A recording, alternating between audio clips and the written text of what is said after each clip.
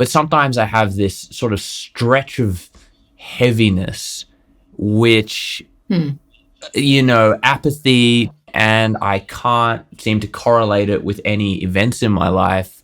It's just this lingering, sticky sadness. Hello, my name is Jenna Primo, and welcome to the Overexamined Life, where we seek wisdom about the human condition from the world's wisest gurus. I have to admit, I really needed today's conversation. I've been feeling a little down lately. And I realized that part of the problem was it's just been too damn long since I last had a proper D&M with a Buddhist nun. Today, I had the honor of talking to Jitindriyā, one of the best in the business. We really got into the deep stuff. We talked about depression, death, love, karma. Jitindriyā trained as a monastic in the Theravada forest tradition for over 16 years. After leaving the monastic order, she gained a master's degree in Buddhist psychotherapy. She's a meditation teacher, a retreat leader, and now resides in the Viveka Hermitage in southern New South Wales. I came out of this conversation feeling 100 kilos lighter, and I'm sure it will be as useful for you as it was for me. All right, let's get into it. I want to go all the way back to the beginning and start with a little bit of your story, Jitindriyā, because, we all go to high school and our parents all give us advice and we weigh that advice against our interests and talents. And then we graduate and we go to uni and we become lawyers or whatever, air conditioner salesmen and so on. Dropouts. Dropouts. But very few of us end up living a monastic life. It's not the default path. So how did you end up where you are? From a very young age, I was drawing and seemed to have an ability to represent things quite accurately. It wasn't a learned thing through education, but I also enjoyed it. So I just gravitated that way. I wasn't very academically inclined, so I was in all the arts and crafts electives and all that. I decided to go to art school. So I was into painting for the most part. But throughout my teenage years in school and exploring art, I found my inquiry into life becoming increasingly existential inquiry, as we all do at a certain point, what's this all about? What a crazy world we're living in, Not as crazy as now, actually, when you compare it. Okay, so things are getting worse. Well, perhaps we're just getting more information about it, which is increasingly polarized due to the state of the media situation. Those days, you just had a little black and white box in your lounge room, which would, you could choose 3 different channels of news, and it would only be like 1 or 2 hours a night, not 24/7. Yeah. Anyway, it was simpler. Things were simpler. But still, my early questioning was with that stream of news through the little black and white box was like, it would always stream the problems, wouldn't it? Rarely the good news, the problems of the world, the potential wars, whatever. And that's just amplified to the nth degree. So a young person's questioning is always, well, why is it like that, Or indeed, why, when our own family environment erupts in argument and confusion and emotional distress, it's a painful situation for young, vulnerable people. We learn to adapt from a baby, from in the womb. We learn to adapt to the experiential input. Some of it's painful, some of it's pleasant. And of course, we don't like the painful, we like the pleasant, and we learn to adapt to try to block out or ameliorate the unpleasant. But as a young teenager, you question, why is it like this, And for me, that question, I think, was there from very early on, took hold, that inquiry into why is there suffering in the world? Why am I suffering? I've had a pretty good life, I mean, no big traumas in my, growing up or whatever, lots of opportunity, lots of support. And yet there's internal conflict and suffering. But I intuitively sensed if I could understand why this is so, that peace or freedom was possible. And that was my inquiry. And it took me through art. That was increasingly within the art field. That was my medium of inquiry, and that became an exploration of consciousness and perception, because it became apparent that everything was changing in the phenomenal world. And then that inquiry just became more and more spiritual. So you pursued art, and in a way you were looking for answers. You were trying to figure out, why am I chronically dissatisfied, and why is everybody not happy all the time? I mean, I think that's a big question. Or why are we put on this earth only to suffer, even when things are relatively good or ostensibly good? I mean, I think this audience in particular for this show, I mean, we all have the capacity to listen to a podcast, which means that we're not currently fighting for our lives, and yet we're all sort of just stuck in some sort of loop of feeling like we want things to be different. So did you find the answer through the monastic life? I mean, that's the big question. For various reasons, I became attracted to what Buddhism was offering. And when I ended up in England, I found a community of international people from Eurasia, America, Australasia, practicing together in a community, and with very strong teachers who had spent time in Asia and come to England to establish a monastery. And so I found this place where I could practice and learn about meditation and Buddhism, and that just developed more and more. So yes, I committed there because I found answers to my inquiries that were really quite satisfying. And then the meditation path gave a way to move forward within that inquiry as a personal journey, really, something that you could test, not just take on faith or belief. That's a really interesting way of putting it, is that, you don't actually have to have faith in another entity to continue on the journey. You can do the practice and see if it works. And I guess in your case, you did the practice and it worked, and then you took the practice to the next level and just kept working. Well, faith is an interesting word. In the Buddhist language, there's a word called saddha. It gets translated as trust or faith or confidence. And it actually is that kind of mind state. It's also that openness of mind that is interested. It's open and interested enough to listen, to compare it to what you understand, and to try something new and see how that works. Even, as you said, just listening to this podcast, being open to some input, testing it against what you already know and perhaps what you don't know. So it's almost like a curiosity. That's an element of faith. And you grow in confidence that way as you come to understand how things work internally, externally. Do you feel like you're happier than when you were living a more traditional Western life?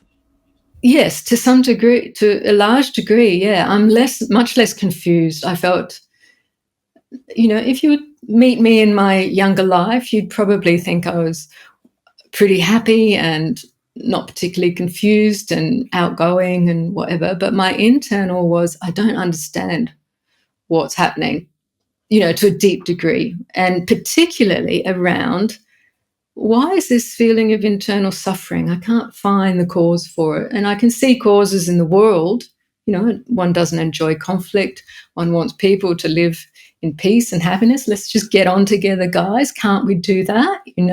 We've got enough resources. But internally, we can't resolve something until the mind and its way of working is understood. And this is the very truth that the Buddha addressed. He said, really, as human beings, our main concern is around suffering, this personal experience of suffering. And we seek ways to appease it, to get over it, to feel better. But he says, until we understand what that suffering is and how it arises, we're never going to find the solution. We keep trying Band-Aids. We keep trying to plaster over it, suppress it, ignore it, whatever, but it doesn't resolve until we fully understand what it is and how it arises, because it's not a permanent situation and it can subside. So what is it and how does it arise? Well, suffering is that feeling of stress, right? We all know it. Everyone knows it. It's the most common experience. It's not hard to see, right?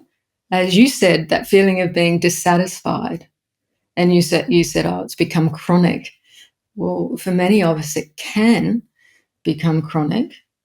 And it's kind of subtly there. You know, the word dukkha in Buddhism describes what's translated as unsatisfactoriness.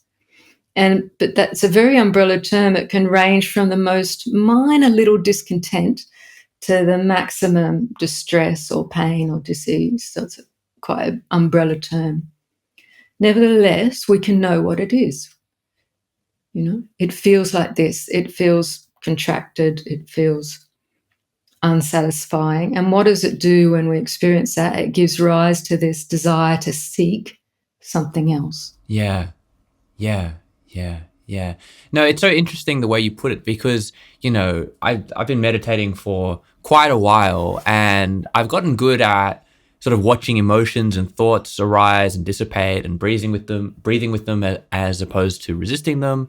But I find that it works really well for acute emotions. So like anxiety about money or violence, and I can step back from that, or disappointment, rejection, boredom, anger, all of those I understand, I'm familiar with, I can navigate. But sometimes I have this sort of stretch of heaviness, which, you know, apathy, just a general desaturation. And if I breathe with it, it doesn't pass. And at least not during a meditation session. And I can't find sensory evidence as to where it's sitting, and I can't seem to correlate it with any events in my life. It's just this lingering, sticky sadness. And that to me, I feel like a lot of people have. Like a lot of people seem to have this stickiness to things aren't going well, even though you can intellectualize that they are going well, at least on paper. Yeah, I really get it. And, you know, this is a lot when you develop, say this, what we call a path of practice, that you work to recognize what's going on here, and you describe it very well. And you say you can't seem to get to it, but what you're able to work with those more, say, acute, obvious aspects of dissatisfaction. It's just that your mind has to get a little bit subtler to see. You've already described that feeling of stickiness, the kind of sticky, how did you just say it? Yeah, just a desaturation, sadness, just some sort of weight. Yeah. So you already have that description of it. So it's like you already have a taste of it, right? So in that moment, in a meditative contemplation, you're like, so this is what it feels like. Using words like sticky sadness can sometimes help us just, okay, it feels like this. Now, it's not a particular sensation like a pain in the knee. It feels quite global. It feels like whole body. But you can discern things like heaviness, stickiness, sadness. And what a good method is to say to yourself, it just feels like this right now. So this is what it feels like. So you stop trying to look for anything more, or to define it, to kind of narrow it down into something more definite. It's just this global feeling of blah. That's enough to bring it into your contemplative vision and to breathe with it. Can I breathe with this feeling of sadness or blah? It's like an all-over body feeling. And it's very important to know that we can just breathe with that, even though it is unpleasant. We have to acknowledge it's unpleasant, because there's such a habitual, instinctual response to not want to feel it. Yeah. So that's what resistance is. I don't like it. Why should I feel it? There's got to be something better. I know I've felt better before, how can I get rid of this, is the basic intention, slightly subconscious intention. So when we're aware of the feeling, it feels like this. This is just how it is right now in this moment. And it doesn't have to be any more definite than that, but you can breathe with that feeling tone. And then it changes. It shows you something about that resting with things as they are in that moment starts to shift. And what shifts is that habitual, unseen resistance, which is really just, I don't want this. I hate this. It's aversion, a very subtle, instinctive aversion, but it's a conditioned response. It's a reactive response. That in the moment is what keeps this whole thing in play.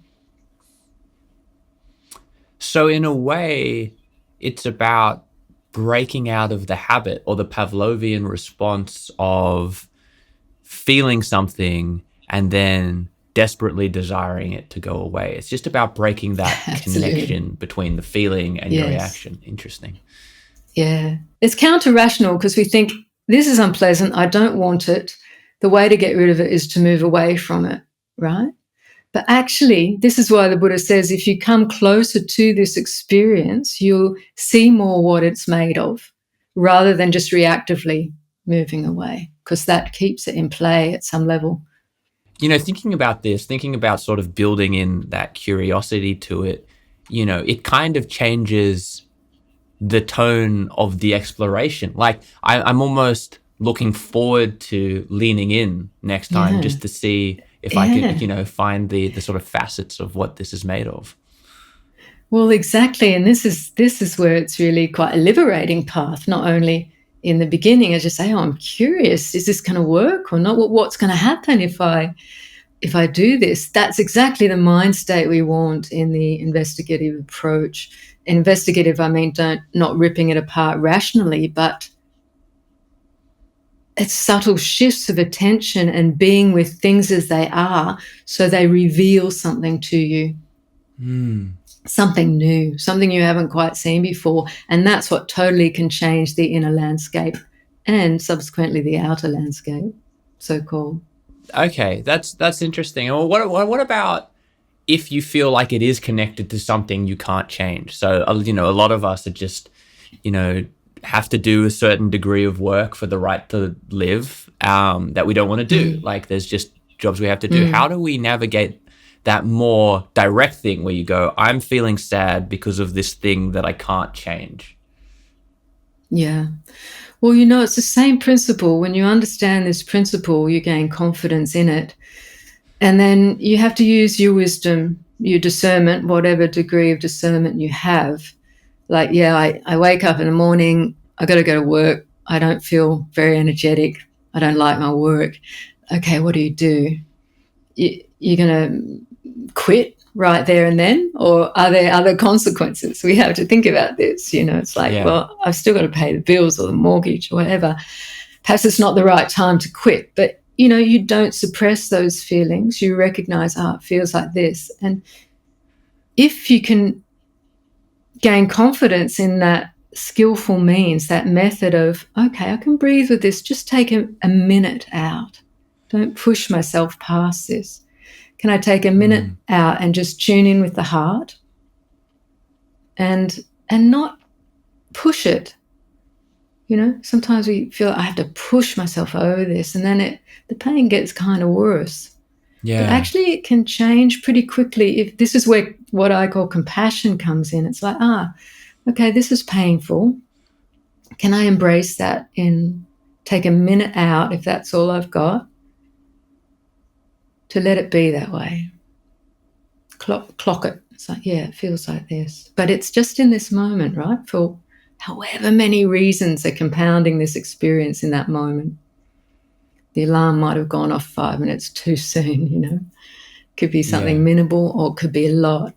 Whatever it is, it's just this moment. So you tune in. Give yourself the space to breathe with however it feels. Even just one full in-breath and one full out-breath is sometimes all you need. And you're coming back into connection with your own aliveness, your own inherent beingness. And there's already a sense of realness and liberation within that. Then you make your choice. Yep, I will go to work today because, I see the consequences of not. But you also clock, if the work is really making me sad, I'm going to think about this further down the track. I'm open to change. Yeah. No, I think that's really helpful. There's this attached feeling that I sometimes have, and I think it might be similar to what you were experiencing when you were younger. Is just this, why is it this way? Even when you start practicing acceptance, it can feel like an injustice to accept that things are unjust. Like, why would we have to accept that there is suffering and pain? It doesn't seem fair. I want to fight that general core principle of the fact that things aren't fair. So let's bring it back to our personal experience.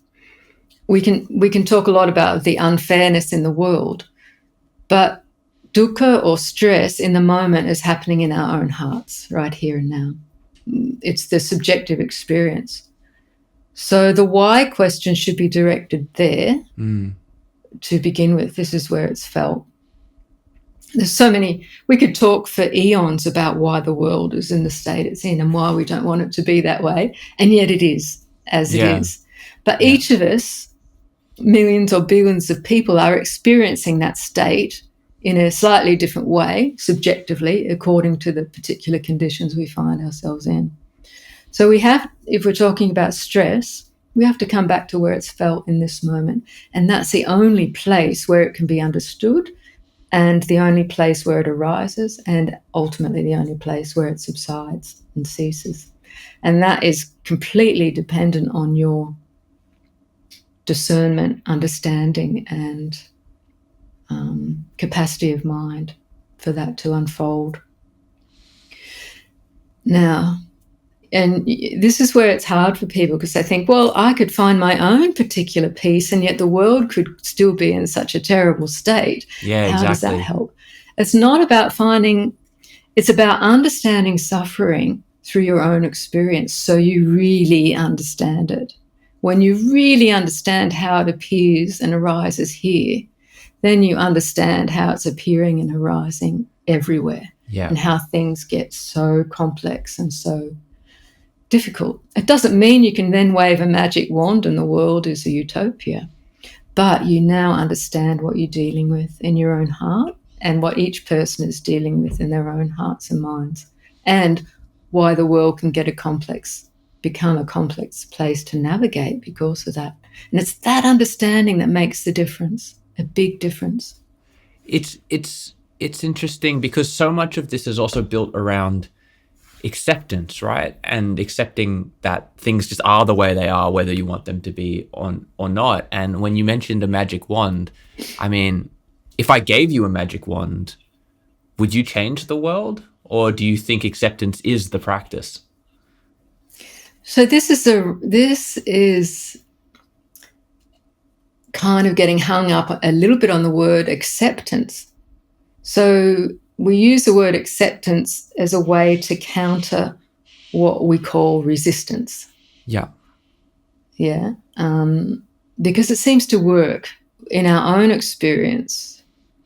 When we recognize there's a contraction and resistance, we can also use the word letting go, open up, just be with things as they are. We could use the word have trust, have faith. There's many words we could use. Acceptance has taken a bit of a hold because we're facing resistance, which is quite strong. And yet in a moment of acceptance, or a moment of letting things just be as they are, as they're felt in this moment, not forevermore, in this moment is when it's felt. And then you see a transformation in that moment. Resistance can disperse, can drop away in a moment. And that's a kind of a magic wand effect in and of itself. Yeah. Right?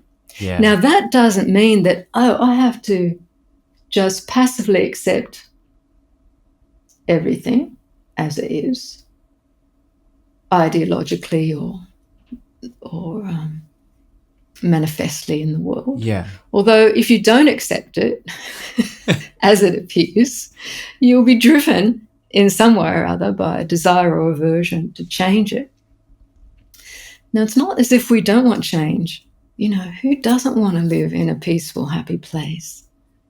Even the warmongers, if you really break it down, I don't know, maybe they are. Maybe conceptually they just thrive on violence and drama. I think they have some sort of neurodivergence which makes them not look for this kind of thing. It's a nice way of saying it. Absolutely. It's the most generous I can be. And probably utterly, grown up in some kind of trauma,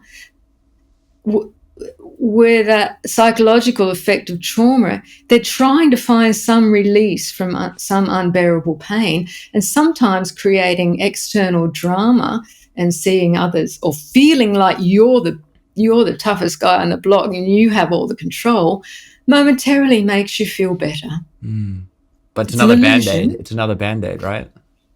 It's a pretty big bad Band-Aid. But yeah, it's about managing stress and pain. If I can feel like I'm in control, I'm the most powerful, I don't have to feel that incredible fear of the vulnerable being at the root of an early trauma. Yeah. We can talk about in psychological terms or whatever. Yeah. That's nice. And that idea of things, they're not really being held responsible for decisions in a typical sense of the word. It's built from trauma, as you say, or some sort of experience. Yeah, and a grave lack of discernment or understanding about the nature of suffering, coming back to these Four Noble Truths about the true nature of suffering and where it really ends. It doesn't end in perpetual reactivity. Yeah. But most people who seem to come into power, I mean, why do they seek power in the first place? Yeah. It may be through ideological good intentions on the one hand, but on the other hand, it may be because they need it. There's a tremendous fear and insecurity. And then at that level, a loss of moral compass, and the consequences on the political stage are just bigger and bigger. But, we could say there's a karmic element to all of this. And even the Buddha in his day, there were so many wars around him and coups happening and clans, provinces, kingdoms being taken over. And yet there were many people being enlightened around him. Sometimes he tried to intervene, at other times he realized he couldn't change the course of this karmic trajectory. The karma thing is interesting because I feel like a lot of the deeper understandings in Buddhism are quite compatible with science and neuroscience, and you can just practice it and see for yourself. But karma feels a little bit more esoteric. Can you explain how to reconcile it? Yeah, well, basically it's the law of cause and effect, and you can just come to understand it in very small ways in your own personal life. You have to eat. You have to, the body processes it and you have to evacuate the waste product. But if you don't eat, the body doesn't get nutriment and dies. It's cause and effect. But just this very simple principle, everywhere you look, you will see this principle at work in nature, internally, mentally, physically, emotionally, on the world stage, geopolitically. Harder to tease out cause and effect on such a large scale, but even on the huge scale of the cosmos, there's cause and effect principles playing out. And but the Buddha actually said, if you try to tease out particular causes for particular results, which are within this vast system, he said you'd go crazy before you could. Okay, so there's just too many it takes variables. A very, very vast mind. Well, to know a definite cause for a definite result, but to understand that our whole existence is as it is because of this field of cause and effect. And you can verify that internally and externally in a very scientific way. Yeah, that's it. Just like those very small examples I gave you. Yeah. So karma's not like this tab of good deeds and bad deeds, some sort of like, let's say, pile of good rocks, and if you get enough good rocks, you'll have things come back to you. I mean, that's sometimes the way it's described. Well, that's an aspect of karma. I mean, karma is a word that means action. And actually the Pali word vipaka means result. So action and result. So karma vipaka. So the action, the quality, the Buddha described the quality of the action, the actual, in terms of our life and our experience as beings, karma is determined by the quality factors of the intending mind. So if I intend to do something, and what we call good, you could say has wholesome factors. I intend to share this bounty of tomatoes with my neighbors because, it's a good thing to do. I've got too much myself. I want to share. Being generous is wholesome. It brings happiness. So wholesome states of mind actually lead to happiness. Wholesome states of mind, their karmic result is happiness. It's openness. It leads to other wholesome experiences, which, it's kind of multiplying in that way.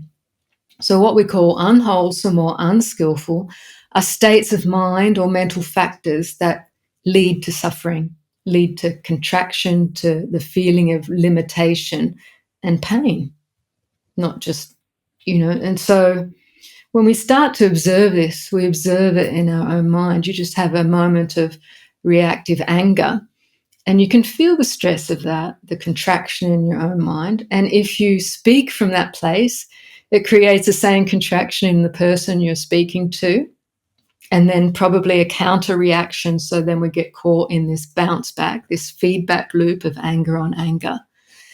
It's painful for everyone. It's so interesting. I mean, on the weekend, I was playing a football game, like a mixed football game, so boys and girls, and this one guy on our team absolutely screamed at one of the girls on our team, and she burst into tears, and the whole game degraded from that point, really, for everybody. Yeah. It felt karmic. Like he immediately apologized, but the damage had been done, and she couldn't accept his apology, and it was this huge collapse of energy, really. Deflation. Yeah, exactly. And then everyone else felt it kills awkward. energy. Yeah, and exactly. So that's the contraction. It's like a deflation of life energy and contraction in fear. No one likes violence. No one likes that. But in his defense, it can happen. Yeah. Like it happens for all of us. None of us are fully awakened. So, but the fact that he apologized, he recognized and he apologized. So that's a really wholesome mind state. Yes. The fact that she couldn't accept the apology in the moment is unfortunate. That's what made it so interesting, is that she wasn't having any of what was a very genuine apology. Yeah, it's hard in the moment when the energy's keyed up. Hopefully she can come around at some point and accept. Yeah. Or they can talk about it. And then this is what happens in, partnerships too, like inevitably conflict arises, but you can reestablish trust by apologizing. Even if you don't feel you're 100% at fault, you can say, I'm sorry this happened because it's created such a stress for both of us. I like that. And then that's opening again. And if the other person can come and say, yeah, me too. What's happening is you're opening up your whole life energy again so things can flow. Yeah. That's such a beautiful way of putting it.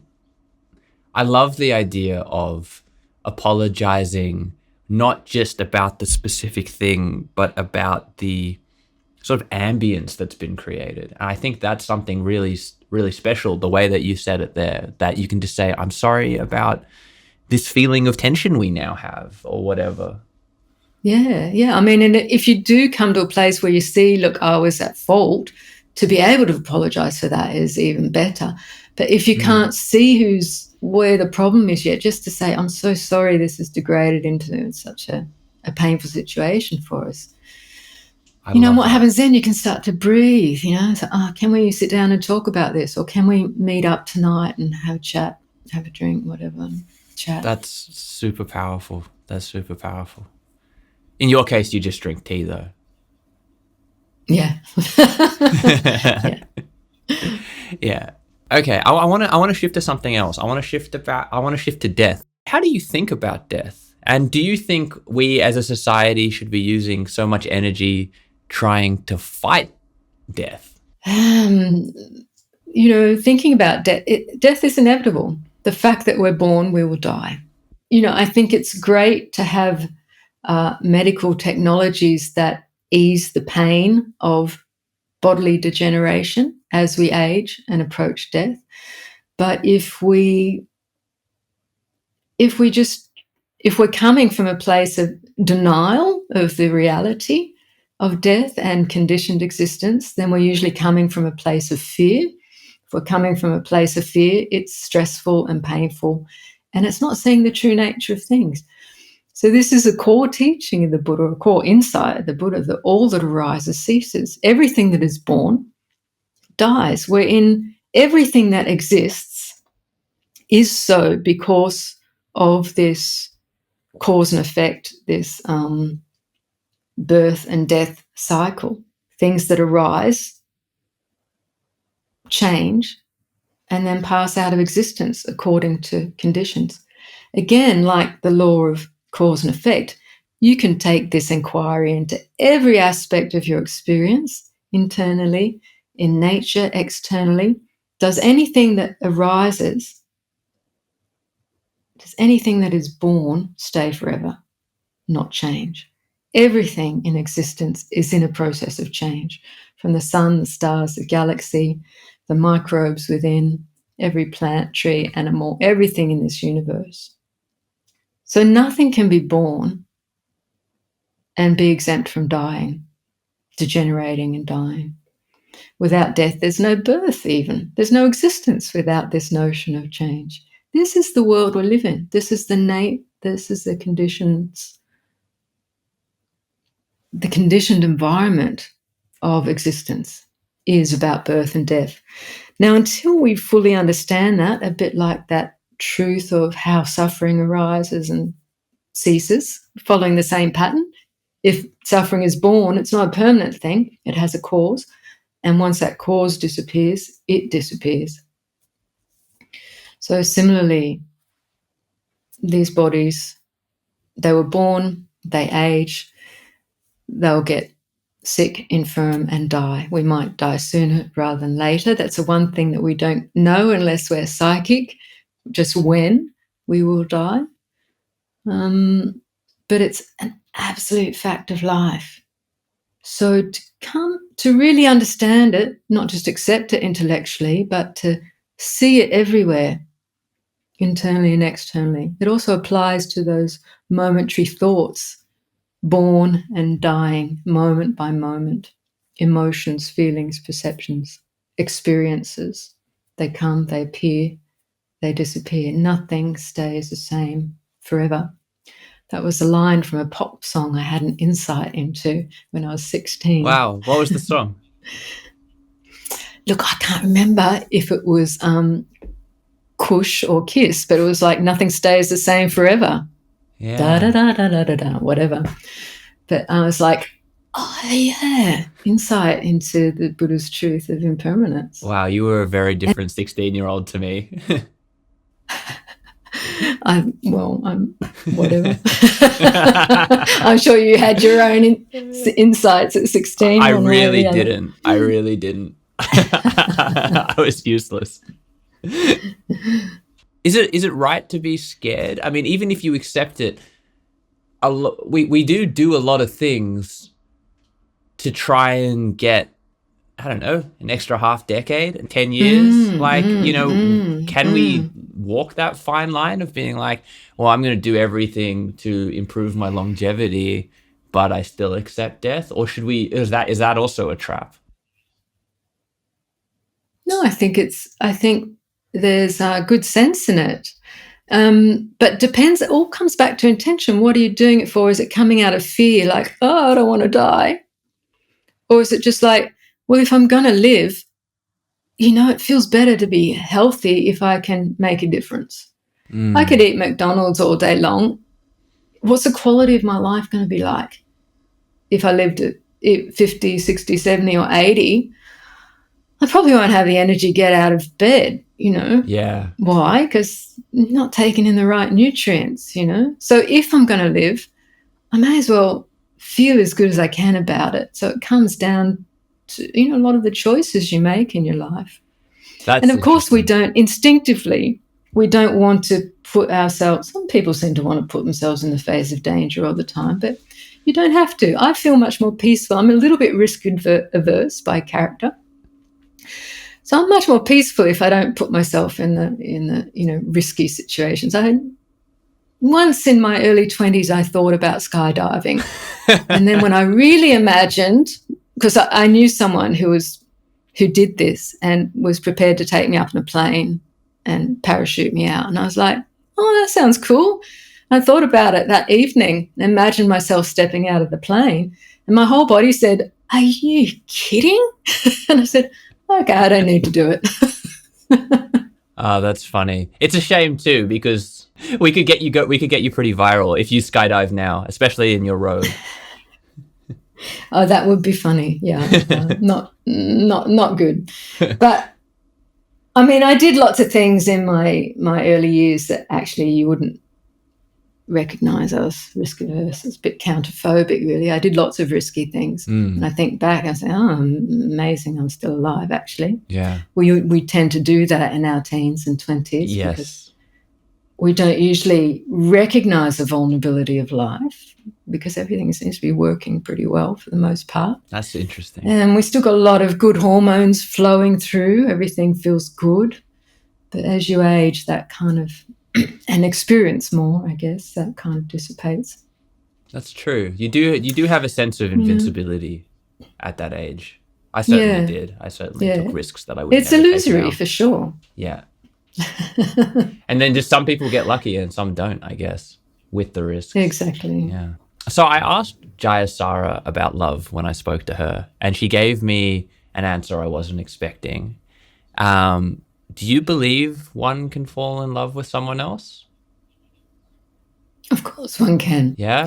I mean, I think if I remember Jayasara's response, she was more like then kind of pulled that back to what is the nature of perception. She said, how can you love another person?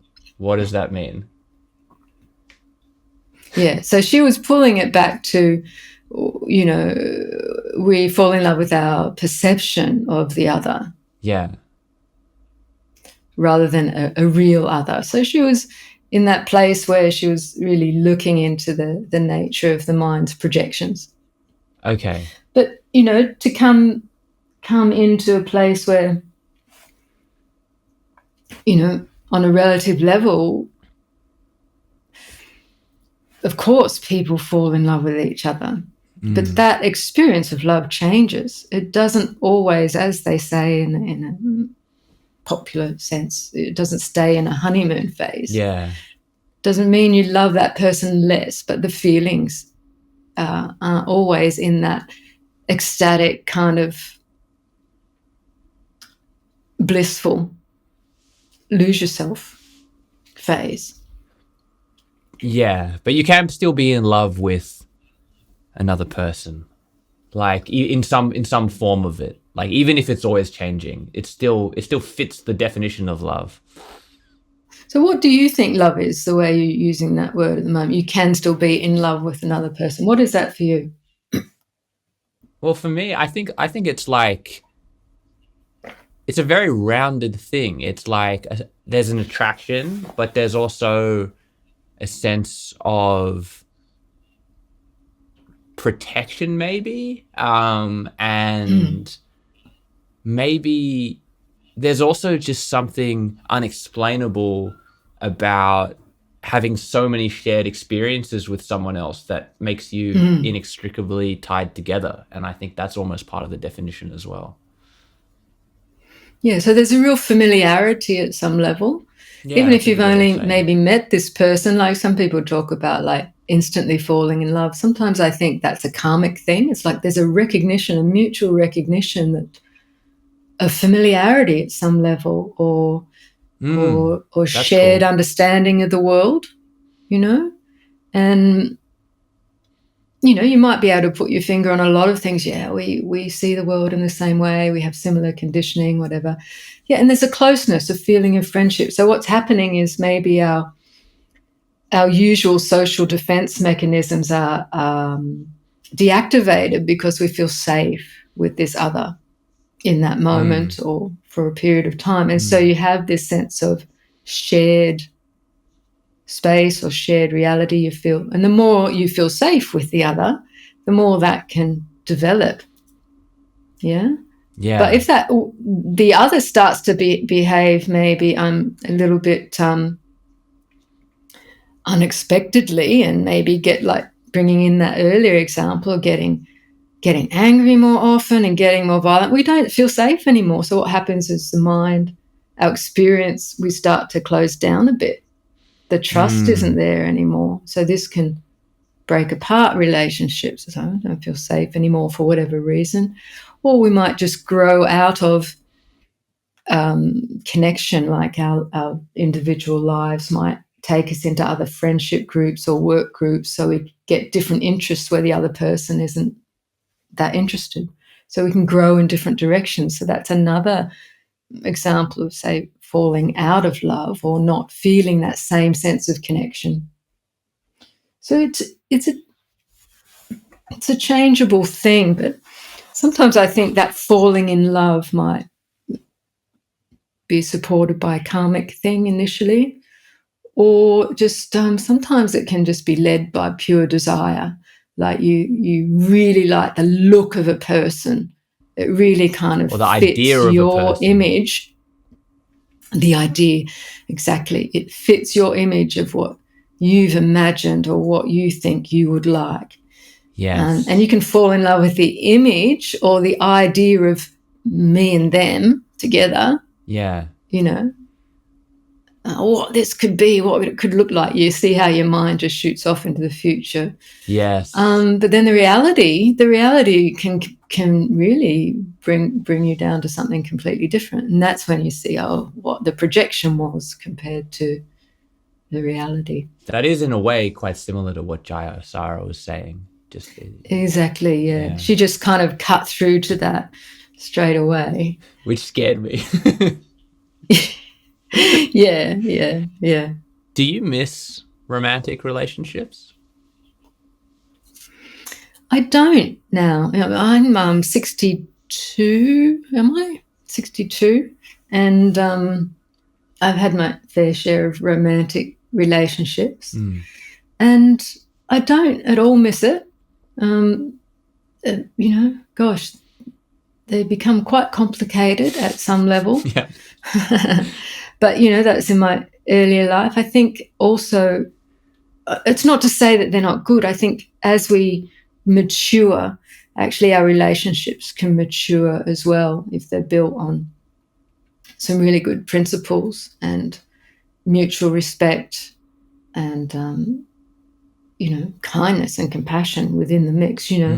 I'm not at all against romantic relationships. I think, wholesome relationships are really profound stabilizers for us in the world. And they don't have to be disbanded at all for a spiritual path. And sometimes the best relationships are relationships that can grow spiritually together. Yeah. And this is something I ask every guest, and you're allowed to tell me it's a stupid question, but what are you working on about yourself right now? Well, for me, I mean, the whole meaning for me that makes the most meaning for me in my life is to wake up more and more. It's the trajectory of awakening, right? And, I have the good fortune to live with Jayasara, who's producing these great recordings, teachings of the masters, and Yeah, they're we incredible. work together on some of them. Sometimes get involved as a quality controller, and so these teachings are just ever enriching. And sometimes they're challenging. So I like to work on those edges. What don't I understand about that one? Or when I see an opening my own mind, listening to a particular teaching, wanting to go deeper within that and bringing that into my everyday life, not just in those quiet moments of contemplating with the teaching or in meditation, but in all the mundane stuff I do. And this term in the Tibetan Buddhist sense called familiarizing, it's like allowing the mind that has some insight and connection with this vast natural awareness, allowing that to come forth more and more in your everyday mundane activity. That's my edge. The inquiry started at 16 is still going. Oh yeah, look, I think it started much earlier than 16. Yeah. I remember being quite contemplative as a young child. Wow. Left on my own to draw. Yeah. That's beautiful. And final question, what thing in life makes you really, really happy? Well, it probably explains why I do what I do. What makes me happy is when I really feel I connect into that vast nature of being that is the most real. Yeah. The feeling of being most real and free of stress, free of impingement, free of intimidation, free of fear, free of all of those things that niggle us in life. It's possible to recognize the nature of our own mind as already being free of that.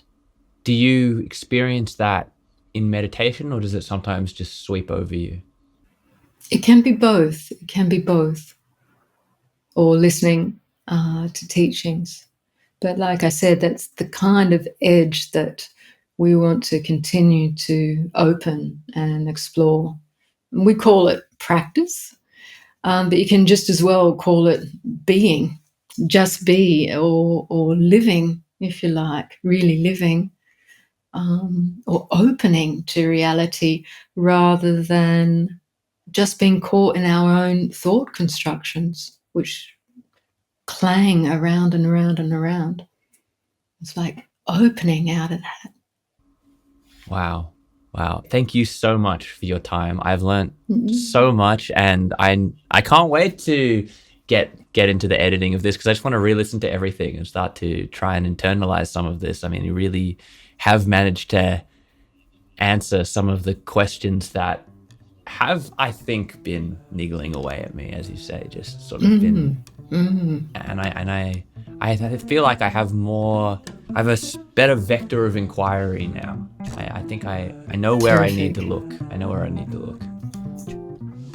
Fantastic. Well, I'm glad that's been helpful, and I hope it's helpful for your listeners. I think as well. It will be.